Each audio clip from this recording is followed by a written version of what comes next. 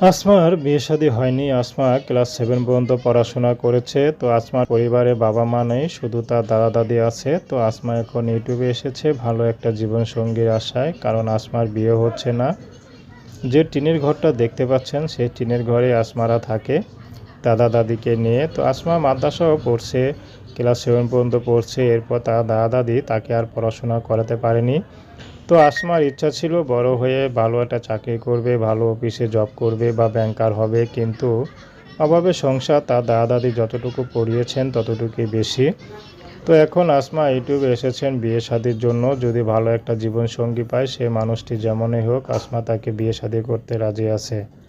আসমার ব্যক্তিগত কোনো পছন্দ নেই, কোনো চাহিদা নেই। সে যেমনই হোক, হোক বয়স্ক বিবাহিত, তার কোনো আপত্তি নেই। আসমার সুখে দুঃখে যে মানুষটি পাশে দাঁড়াবে, আসমা তাকে বিয়ে শাদী করবে। তার ঘরে বউ বাচ্চা যাই থাক, তাতে কোনো সমস্যা নেই। কারণ যেখানে যৌতুক ছাড়া বিয়ে দিতে